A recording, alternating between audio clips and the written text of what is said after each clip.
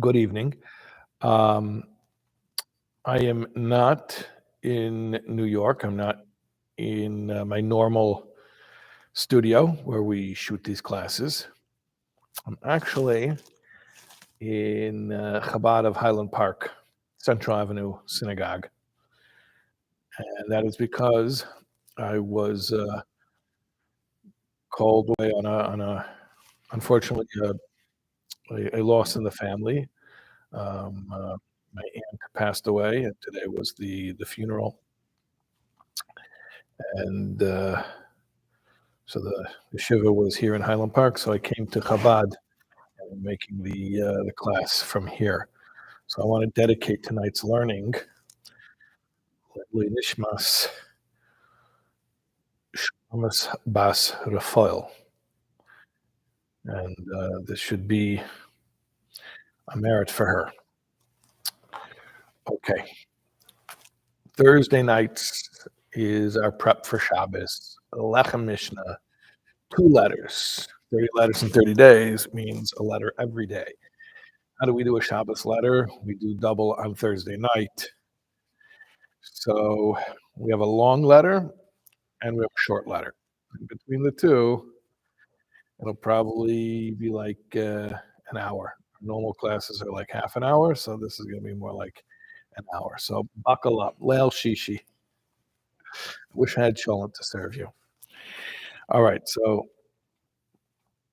letter number up to 6 is letter number 6 in our series. And if you need the PDFs, you want to print out the PDF, just like I have the PDF printed, go to 30letters30days.com. You can print the PDF for yourself. So our first letter tonight, I think it's letter number 6, is from Igros Kodesh Chelik Yud Ches, as all of our letters are this year, page 40 and 41. And here we go. Baruch Hashem, Zayin Mar Cheshvan Tavshin Yud Tes, Brooklyn, Shalom Uvracha. By the grace of God, the 7th of Mar Cheshvan. Oh, we're finally in the month of Mar Cheshvan. All of our letters until now have either been Elul or Tishrei. So now we're finally into Cheshvan. We're moving through the year. Greetings and blessings. The Minor Lemichtove im Hamatzayra Felov. In response to your letter with its attachment. Like when you send an email and you push the little paperclip icon and you attach a file. Well, would you believe that before email existed, people used to put letters in envelopes and then they would like attach with an actual paperclip, not a picture of a paperclip, but an actual metal paperclip, like other things along with the letter. By Kaisev, and in it you write, Asher Ozef es Habayis, es Beis HaKnesses, Shaloi, that you have abandoned your shul, Lifnei Kaitz, before the summer. So who are we talking to? We're talking to a rabbi who had left his rabbinical post. Now this letter is from Cheshvan, and the guy, I don't know what date he wrote to the Rebbe. Sometimes the Rebbe will mention in his response what date the letter was that he received. Here it just says, I'm responding to you. Doesn't say the date, but the guy abandoned his rabbinic post before the summer. I don't know what that means, before the summer. May, June.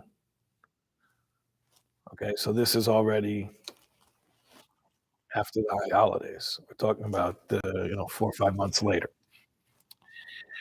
Ukinira kavanose. It seems that what your meaning is, what you're saying is sha'ozav mishras harabot chalal, that you have left the rabbinic,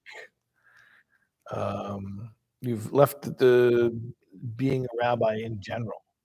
Not just that you left that particular shul, but you're no longer a rabbi. Ulapela hadavar. This is most wondrous. And when the Rebbe says "Lapela Adaver," it's I don't think I've ever seen it as a positive connotation. It's like, I can't believe it. I can't believe you're saying this. I cannot believe I'm reading these words. ובפרט בנוגע לזה שנמצא בארצות הברית זה כמה שנים, especially someone who's been in America now for so many years. So it seems that this is somebody who's not originally from America, but who's come to America, and he's been in America for many years. The Rebbe says, "I'm actually totally shocked to hear that someone like you, someone who's been in America for so long." I was gonna explain why that is an exacerbating factor, but somebody like you who's been in America so long that you are no longer gonna be a rabbi. וכנראה ממימיו הנתפסים שצריך למכתבי. Seems from your, we translate as articles, I never look in the English. I'm just trying to translate as quickly as possible. You guys have probably noticed I, don't normally match the English translation, which we get from Sikhs in English, by the way. Um, so here it says, as evident in the talks that you attached to your letter. So I guess this person had transcriptions of some talks or some lectures that he had given. So the Rebbe says, as is evident from those published talks of yours that you included in the letter or as an attachment to the letter, Hisanyin b'matzav hayadis kan be'etzis eich l'shapre, you are interested in the situation of Judaism here, meaning in America, and how to improve it. In other words, the Rebbe is saying, you sent me some articles or some transcripts of your own talks about the importance of improving American Jewry. So forgive me for using your own words against you, but you told me that you're interested in improving the situation of American Jewry. So that I was saying, how does that fit with the fact that you've been in America now for a while? You understand America, you understand the situation here, you understand the mentality, you know how to work with these people, you know how needed it is, and you walked away from your post, you walked away from your rabbinic, position in general, like, it doesn't add up. Yeah. Sha'al Pisa ain't a moving klal the Amr, so it's totally not understood. Hafsik milashamish b'mishras rabbanis, why you would stop serving as a rabbi. Ki ha'umnam al yedei zeh omer lahavi tikun v'shipur ha'orchei yadis kan ba'artzis habris. Because, how is it possible, meaning after you've done what you've done, that you're gonna now improve the values of American Jewry here? Like, you're telling me you think it's important, but you just walked away from your rabbinic position. You walked away from being a rabbi in general. So this doesn't add up. ובפרט אם כנים דבריו בנוגע להכשרוסי שכסף על דבר זריזוס ארגון וכו'. Especially if what you write about your qualifications, you say that you have a lot of alacrity and you're well organized. If that's true, meaning again that Evan's using the guy's own words against him, like you have these qualities, and I'm not going to tell you, oh, stop being arrogant, stop thinking you're so talented. No, no, no, you are that talented. I believe you. I believe you that you're that talented. And if you're that talented, how in the world do you have the right to stop being a rabbi? So those qualities you have, which I believe you have these qualities, that increases your possibility of having an effect. When Mela Magdil Ivus Siga min Hamayra Nochen Leimer Bricha Mayracha. So your mistake in stepping away, or more accurately, fleeing from the battle becomes even greater, becomes more egregious.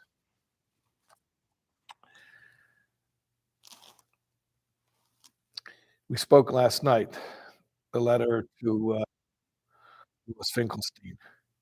The Rebbe was explaining, Rabbi Machabed Ashirim, Rabbeinu Kodesh would honor the wealthy. I was telling Louis Finkelstein how it's his job, so to speak, to locate, to identify people who have influence and to them, to influence the influencers. So I don't know who this rabbi is, this rabbi in America. There's no name here, and many times the names were redacted for privacy reasons. But it's a similar theme that Rebbe is telling this person, basically, you have no right to allow your talents to not be used for improving the situation of Jewry in America. Ubamasha Kaisef Kinira toward Bira Latzad Shalait. Now, what you write, which was seemingly an explanation, maybe a rationalization or a defense of why you're doing what you're doing. שבמשרוסי צריך היה לקונה לבעל הבייס. That in your situation, in employment as a rabbi, you were forced to submit to the balabatim, to your congregants' will. Okay, so apparently the guy told the Rebbe, yeah, before the summer already, I left being a rabbi, and apparently he stuck in there in his own defense.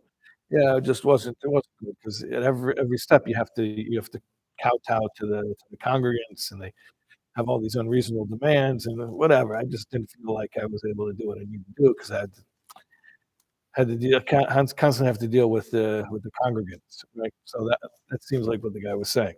So the Rebbe takes that on and says, regarding your excuse of why you left, it's because the Balabatim, the congregants are trying to rule over you. Moving Gamza in a tam maspik cloud. Understood that even this is not a sufficient reason. Like I agree it's a problem, but not a reason to stop doing what you're doing. Key, because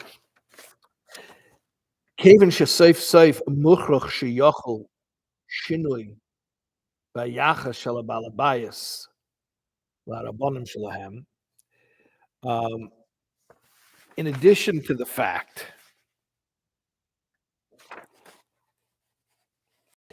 that ultimately it's going to have to come about that there's going to be a change regarding the Balabatim submitting themselves to the authority of the rabbi. Meaning, ultimately, you're going to have to correct that relationship.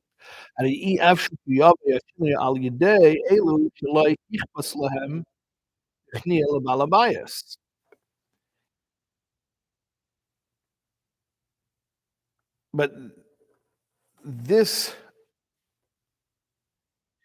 change in the Balabatim and their attitude is not going to come about through those who do not mind submitting themselves to the will of the congregants.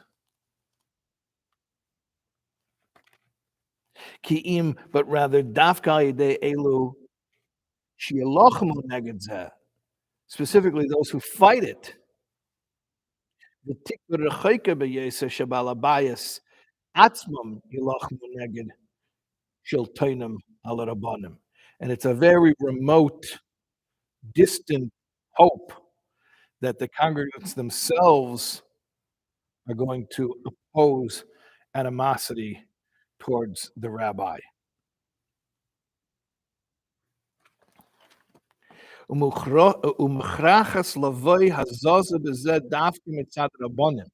only way this is going to change is through the rabbis themselves. Vashita ani es nafshi itzalti, and the attitude of I need to save myself. Kvar pasaluha g'dei le'elam, the greats of the world have already invalidated that position. Befrat g'dei le'achsidim, especially the great chassidim, invalidated the position of I need to save myself. In other words, the Rebbe is saying that, yeah, you have balabatim who are unruly, who are uh, chutzpahdik. How do you think that's going to change? It's going to change by you engaging with it, and it's not going to be by running away from it. And as far as you saying, "Well, I can't handle it, it's stressing me out," yeah, that's the attitude of I need to save myself, and it's already been established that I need to save myself is not a proper approach to life. So instead of saving yourself, why don't you save these guys? Which guys? Specifically, these headstrong guys who like to fight with the rabbi. Why don't you save them by working with them and teaching them not to be so defiant, not to be so oppositional? Again, this is the Rebbe's approach of taking problems and turning them into solutions. Like, which kind of balabatim do you want to work with? The ones who don't need you working with? It's like, I only want to teach students who understand everything on their own. Right? Teach the stream. I only want to teach the mitziyonim who don't even need they don't even need a they can understand it on their own. Right? I only want to deal with balabatim who are already docile. So, what's the point there? What point are you? What uh, what purpose are you serving?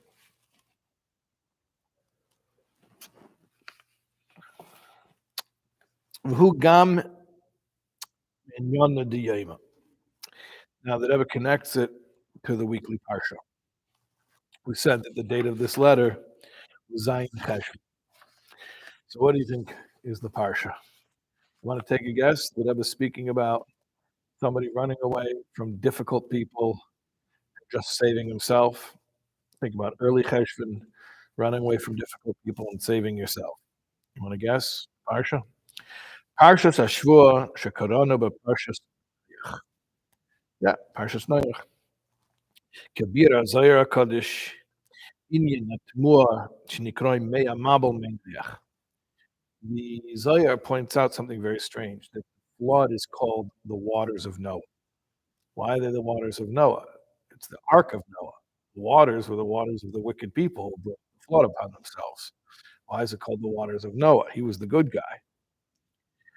Af Shetzadik Tamim Hoya B'Deresav, even though it says Noach was pure tzaddik in his generation. Vasiba l'shem zehu, there chelik aleph, zayin amud beis.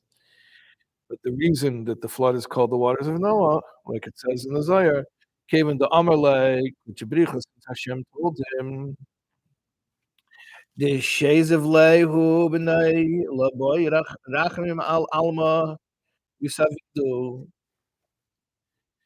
that Hashem said to Noah that he and his children are going to remain.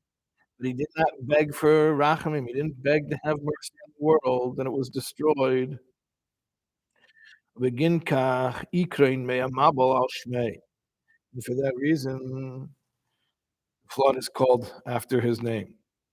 Zeis Hameres, this means to say, shafilu k'sheshem tzivui meferish nebeda ha'elam manhigei, that even when you hear an explicit command from the creator of the world and its director, because of Sham, like it says very clearly there, Hashem told Noach, go into the Teva, into the ark, and I'm going to wipe out the world. So Hashem told him, I was only following orders. Hashem told me to go into the ark. The Rebbe says the Zohar's point is even when you have specific instruction from Hashem, this does not excuse you whatsoever. Does not excuse you whatsoever from making sure not to be a guy who says, I'm just going to save myself. In other words, even though Hashem told Noah, "Get on the ark while I destroy the world," and he could say, "Well, nah, he was just doing what you told me to do. You told me to get on the ark while you destroy the world." Okay, that's one thing. But you davening and requesting mercy or beseeching mercy for the generation, that's another thing. The two are not mutually exclusive. The im lifnei matan Torah kach. Now that I was, if this logic held true even before the Torah was given, meaning Noach was before Matan Torah. Allah has kama v'kama la'achrei nesilas haTorah, so how much more so after the Torah was given? Asher v'yohavta l'reacha kamecha klal gadol ba. Loving your fellow as yourself is one of the great rules of the Torah. Befrat la'achrei arvus sheba arvos mayav, especially after the guarantorship that was begun in the plains of Moab before the Jews entered the Holy Land in the 40th year under Moses' direction. Shekol, meaning not entering the Holy Land, was under Moses' direction. That was Joshua. But undertaking this arvus, this guarantorship, was under Moses' direction. Shekol Yisrael areven zeh bazeh l'kalahav. All Jews now are guarantors for each other. And that's easy to understand. When the Torah was accepted, it was accepted uh, with another. When you click on the terms and conditions, like 10 pages of stuff that you don't read. Okay, so part of the terms and conditions of accepting the Torah was a relationship between every single Jew and every other Jew called arvus, guarantorship. In other words, when we accepted the Torah, we did not only accept to observe the Torah, but we accepted to be responsible to see to it that every other Jew should also observe the Torah. That's what arvos is, guarantorship. So there's no such thing as saying, I'm just going to take care of myself. Meaning, even in Noach's time, which was before Matan Torah, there was no arvos, there was no guarantorship. He has the dubious distinction, has the notoriety of having his name attached to the destructive floodwaters because he wanted to just save himself and he didn't save his generation. How much more so after the Torah has been given and we have accepted responsibility for each other's mitzvahs, that this is not an acceptable approach. Moving she'av shalases l'shipur yadus gam le'ish she'ena mechayim b'mishus habanis. Now, it's clear, understood, that you could improve Jewish the situation of Jewry also if you're not a rabbi. Okay, so it's not like there's no such thing as lay leadership. You could also improve the Jewish situation in America without being a rabbi. In fact, it could be an incredibly great way of serving Hashem. Somebody who serves not as a rabbi and has a huge effect. Avol letzareno, but to our pain, to our great pain, is beinis ba'esim arabanim she'azu mishrasam. If you think about it, all the rabbis that you know who abandoned the rabbinate, Ezatam Shia, for whatever reason it was, in this guy's case, it's because the Balabatim are too oppositional. But for whatever reason, you see the rabbis who left the rabbinate, they didn't enter into other tasks of self-sacrifice. And this is easy to understand. Okay, let me just decode that. The Rebbe says like this. Am I pretending that there aren't people who are non-rabbis who do incredible things for the Jewish community? No, I'm not pretending that. Of course, we know there are non-rabbis in leadership. do incredible things for the Jewish community. That's a fact. We know that. But that's not the point here. The point is, I want you to think about this is to do a little meditation. Do you know of any rabbi who left the rabbinate and became one of those guys? Yeah, there are lay leaders who have incredible self-sacrifice for the Jewish community. But do you know rabbis who stopped being rabbis and became one of those lay leaders who have incredible sacrifice? No, what they did is they became private citizens, like you're attempting to do, and they took care of themselves. They, they gave up on the community. That's just the fact. Just the fact. במה שכסף אידס כניסה למסחר ועסק באם ישנה הצעה משימה. Now, regarding what you write, that you're going to get into business if you have the right opportunity, you have uh, the right venture. הנה בכלל בעניינים כאלו משתדלים באופן חבר'ה ישראל.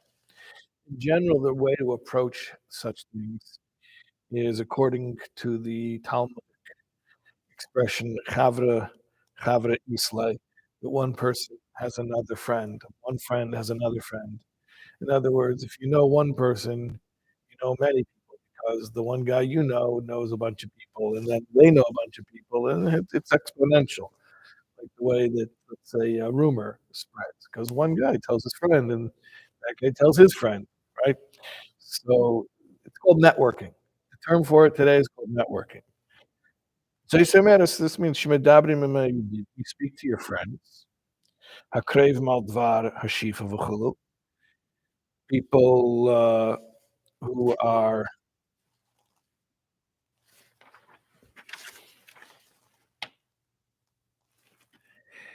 you speak to them about what you want to get into.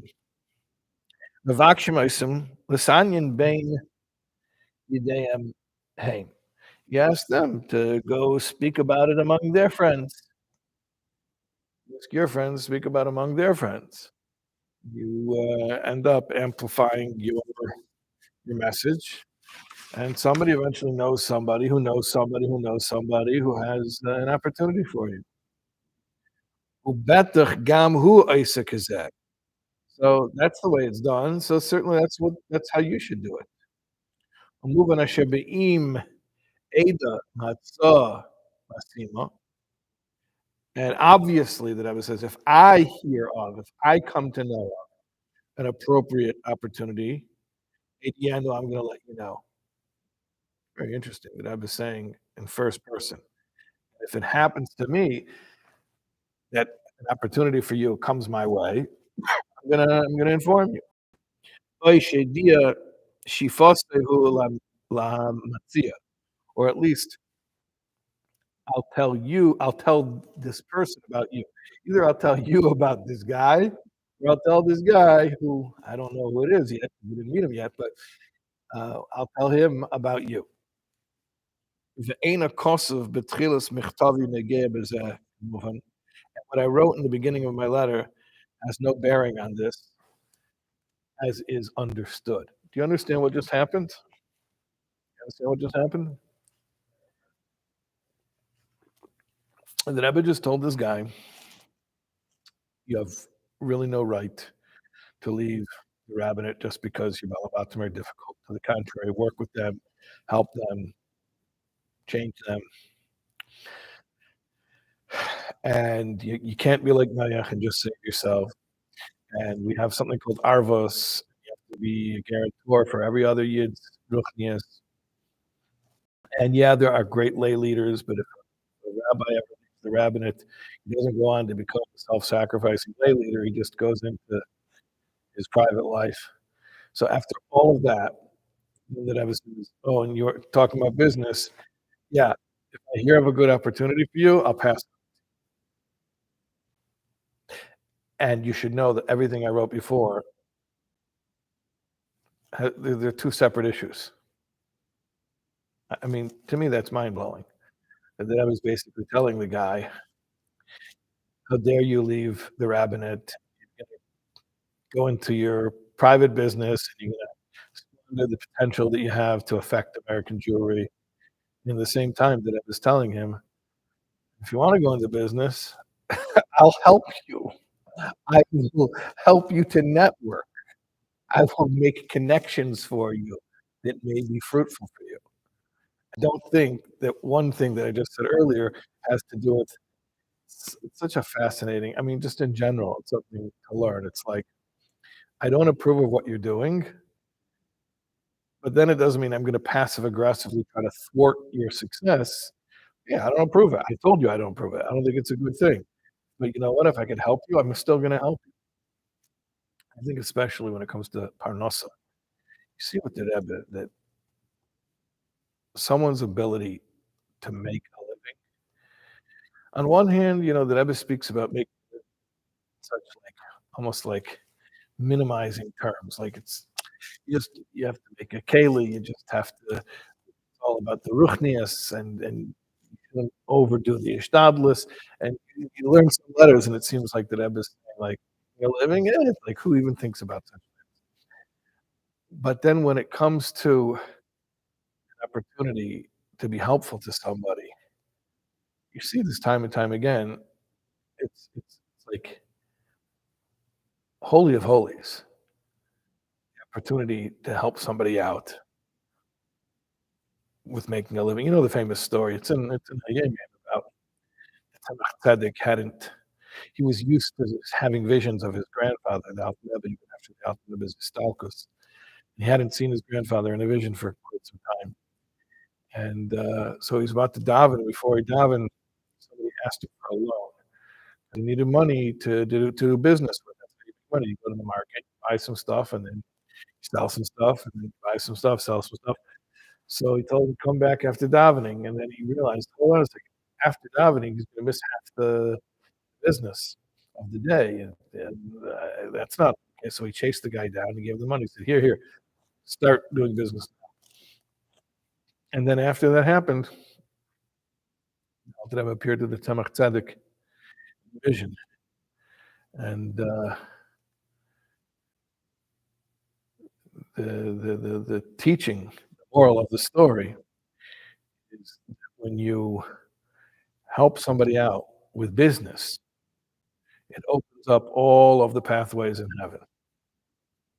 So helping somebody to make a living and just telling them, "Yeah, I'll do a little networking for you," is super sacred. Okay. והנאצל הזדמנזו לערערי על דבר קביעת איתם בלימוד תורת חסידות. Rebbe says, "I'm gonna use this opportunity," meaning the occasion of our correspondence here, um, to encourage you about learning Chassidus. Not just to learn Chassidus, to set appointed times for learning Chassidus.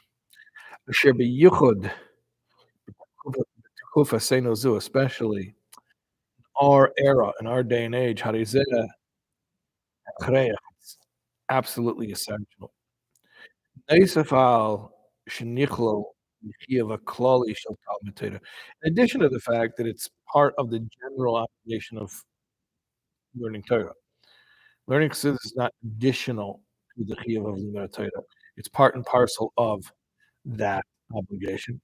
But in addition to that, asher chalais shalayhu al kol chelkei haTorah kamoven v'ayin b'zeh dvarim cheitzvei laves eish b'shulchan aruch l'Rabbeinu Hazaken Hilchos Talmud Torah perek beis sif yud binyan kiyum hamitzvah shemidaraisa shamar tishmon as kol hamitzvah v'gemer. Yusad al divrei Rishonim kamalachim asma b'chol mavor gam b'sifra shelifnei zeh sham. That, and Rebbe said, in addition to the fact that learning Chassidus is a part of learning Torah, but also, um,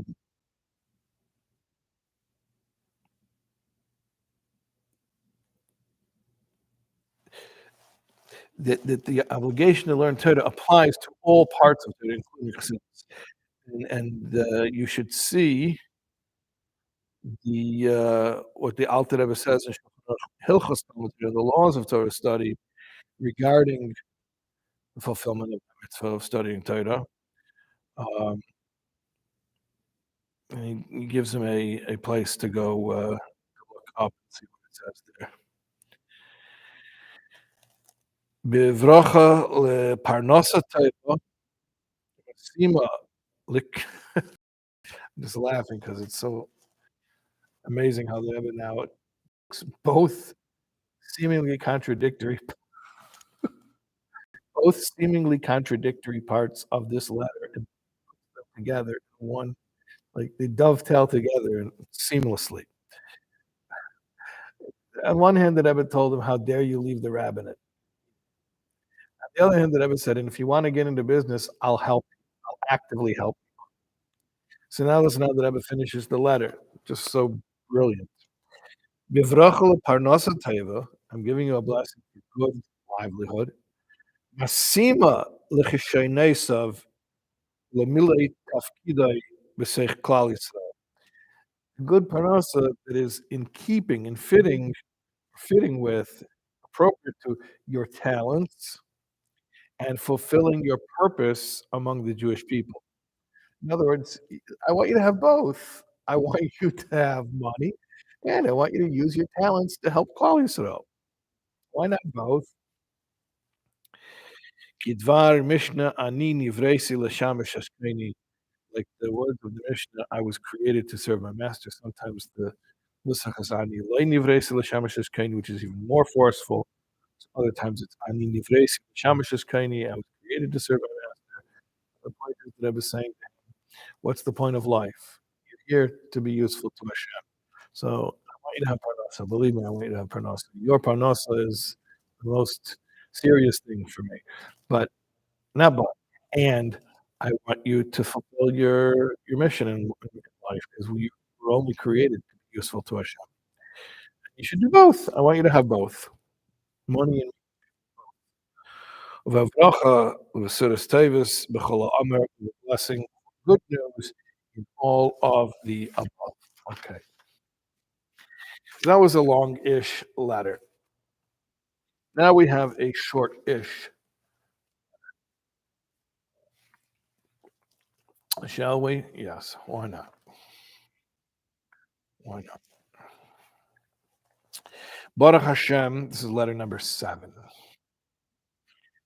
Baruch Hashem. Tes Vav Mar Cheshvan Tavshin Tes. Brooklyn. 15th of Cheshvan Tavshin Tes. Brooklyn. Harav Hagon Varav Hachosid Ish Re'elakim. Nichbet V'Naila Isaac B'Tzorchi Tzibor Merino Harav Reb Alexander Sender Shichye Shalom Avrah. To the rabbi, the genius, the chassid, the God-fearing, the honorable, the esteemed, the one who works for communal affairs, Reb Alexander Sender. May he be well. Shalom Avracha, greetings and blessings. Masha hineni kabbalas michtave mezayin. I'm affirming receipt of your letter from the 7th of Heshvan. Be'kesef asher kibol hanyares v'chirashi prakim v'pulaisav.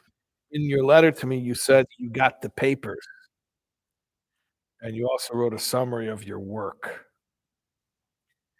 I don't know who Alexander Sender is. I don't know what papers he got. If it was travel papers, like a visa or something, I don't know, a permit, a business-related thing. I don't know what it means. It sounds usually it would imply a fake document, but I don't know for what. And he wrote about his business, and it sounds like real actual business, like some type of money-making enterprise. That's what it sounds like. Ula Pella, and it is a shock, it is a wonder. Okay, I have another Pella. Previous letter also that Rebbe said Pella Hadavar. This matter is wondrous. All right, so what is a Pella here? Lapella. She'enai, and I've said this before, but I'll say it again. Whenever says something's a Pella, don't just be like all hurt that, oh, why is the Rebbe so shocked? I didn't know. I didn't know it was so. I knew it was wrong. Okay, so first of all, be grateful for the opportunity to find out that maybe there's a different way of viewing this.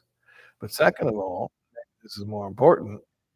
The Rebbe is teaching you this is supposed to be an axiom. When the Rebbe says it's a Pella, when the Rebbe says something is moving me'elav, something is moving with posha to it's obvious, understood, self-understood. The Rebbe is telling you that not only should you correct your thinking, but when you correct your thinking, you should install this idea as a core concept because it's supposed to be something that's super, super obvious. If it isn't yet super obvious, so make it super obvious. Like, don't cry about the fact that it isn't super obvious to you on your own. Don't be insulted by the Rebbe saying, "Everyone knows this." Well, I didn't know it. Okay, so now you know it, and you know it in a way of something that everyone's supposed to know. So the Rebbe says, it's a wonder. This should be, like, obvious. She'einem mazkar al dvar bikurim b'mkei mishenim. You don't mention the different places where you visited, shenog bahem b'chodshei hakayitz, during the summer. So, I don't know, the guy was traveling around doing some business, going to different communities. Anyways, he's traveling to different places in the summer. You don't mention when you're talking about what places you visited in the summer, "Ve'af sheyesh lezeh mokim ata b'yeser b'yeser levorim," then now maybe you could do this. I didn't say yet what it is. So maybe now you could do it. I don't know, maybe you're going back to those places, or maybe you're gonna go to other places so you can start doing it from now on whenever you go to different places. But here's the thing, it's really surprising to me that you didn't mention to me that when you're going around to different places that you don't mention Shemiskainen linsaya lakan, you're preparing to, travel here meaning New York. V'yevakir al Hatzion HaKodesh shel Kved Kedusha's made of Chomi Admor Zecher Tzadik Kodesh Levorach L'chai L'olam Haba Nishmasei Begin Ze Mereim Zepusei Yagen Aleinu Nesi Yisrael V'cholo V'cholo. You're gonna come here and you're gonna visit the Ohel of the faithful Rebbe. Like, I'm so surprised. You're meeting people. Apparently, you're traveling around, so you're meeting people all the time, and you don't tell them that you're coming to visit the Ohel. I mean, it's possible, by the way, that the papers he got were papers, traveling to New York. That is a possibility, and that he was traveling among people who live very far from New York, who live overseas. Um, the point is that I was saying that should be something that you're talking about. That should be something that these people that you're encountering, they should hear you tell them, "On my way to New York soon. I'm gonna be visiting the Ohel." So, like, why did you do that? Why didn't I hear about you doing that? What I think is very interesting here, by the way, is that this is Tafshin Yud Tes. You know what any Lubavitcher today would give in order to be able to live for 1 hour in Tafshin Yud Tes in 1959 and to be able to have the access, to be able to I mean, this was the days people still had kids, had the this is things were up close and personal. There wasn't even, like, it wasn't so big yet. Think about how close you could get, the kinda access you can get to the 1959, like, who wouldn't want that's the good old days, the real good old days. It's interesting that Rebbe doesn't tell him, "I'm surprised you're not telling people you're coming here, you're coming to 770, you're coming to Farbrengen." He says, "I'm surprised you don't tell them you're going to the Ohel."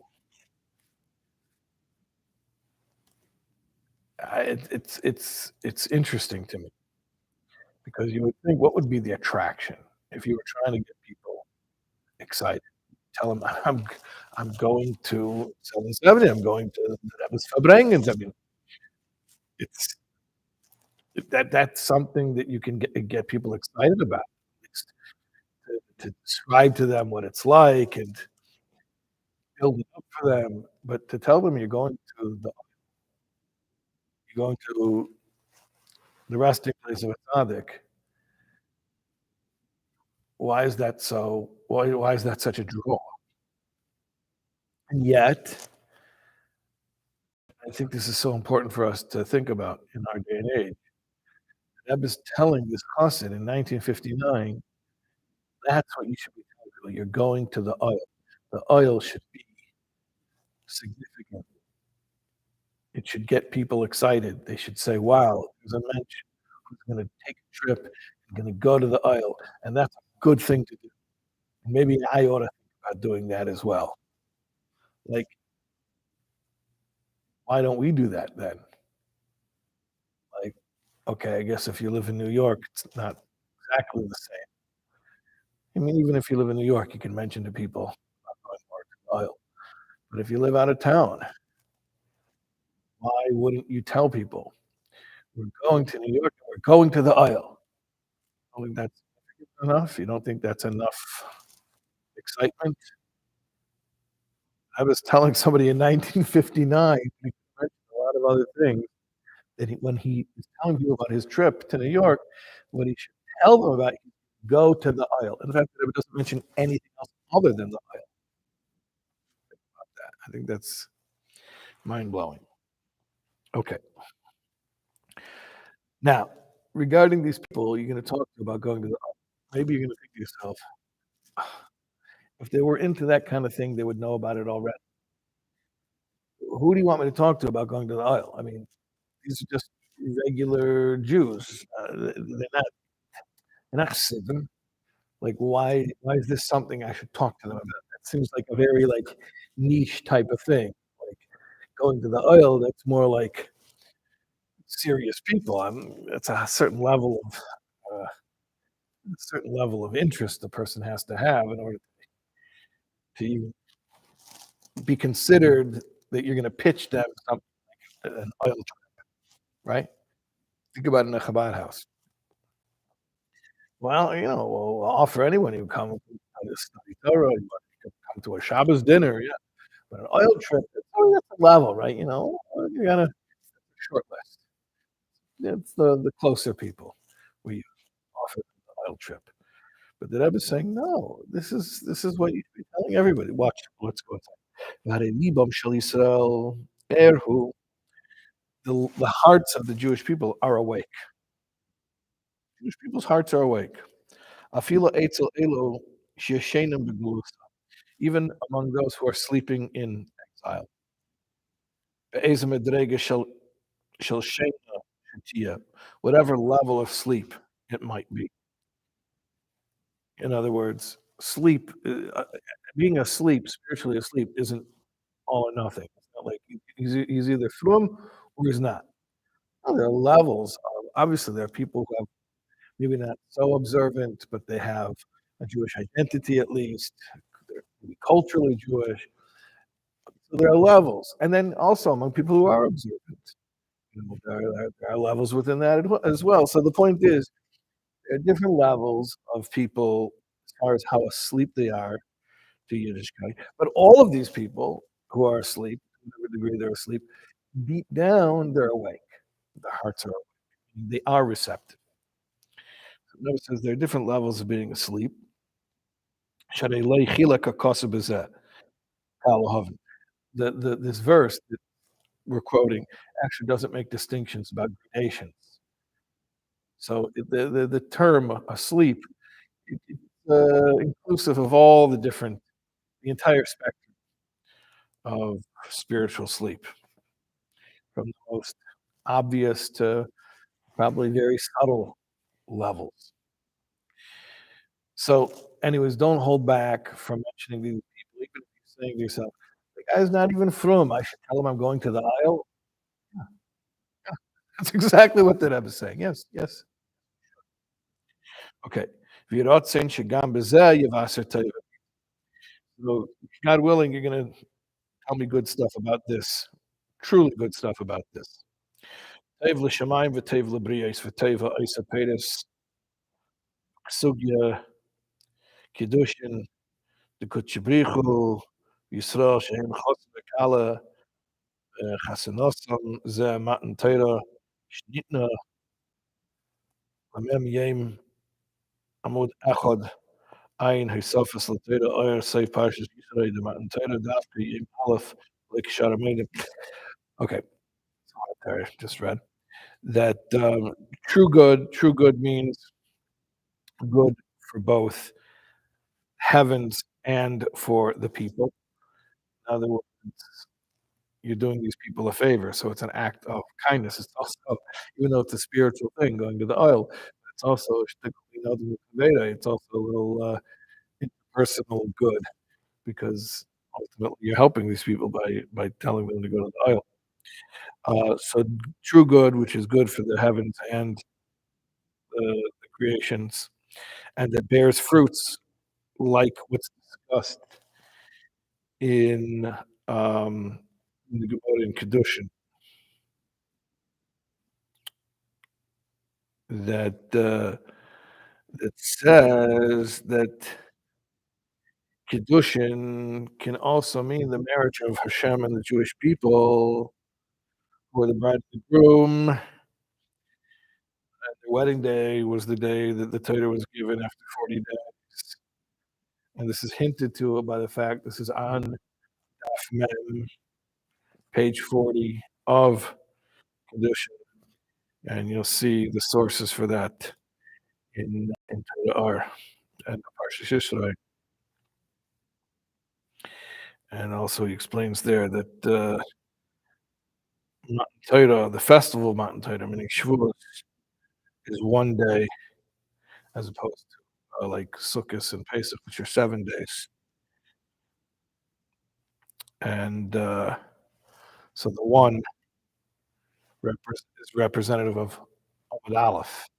So Kiddushin, it's, it's an amazing word, really. Kiddushin Daf Mem Amud Aleph. What does that means? Kiddushin, what a Kiddushin, a tractate. But it also means Kiddushin, the wedding, the marriage between Hashem and the Jewish people. Daf Mem Amud Aleph. Mem is 40 days receiving the Torah. And Aleph, what's Aleph? The one day of Shavuos. Shavuos is one day. I mean, it's a Yom Tov Sheni Shabbat but I mean, essentially it's a one day Yom Tov. Okay. Vivrachel v'sarastevis b'chol Amar, blessings that you should report good news in all of the above mentioned. And that is our double dose of letters for Thursday night. We wish you a good Shabbos, and please look out for the Shabbos table discussions. Do you know what that is? We did this last year. We're doing it again. It is a PDF that we will make available on the 30 Letters, 30 Days website, where you can download it and print it at your Shabbos table, and you and your family can discuss the letters that you learned this week. There are discussion questions on the letters. So make sure to check it out at the 30 Letters, 30 Days website and have a great Shabbos.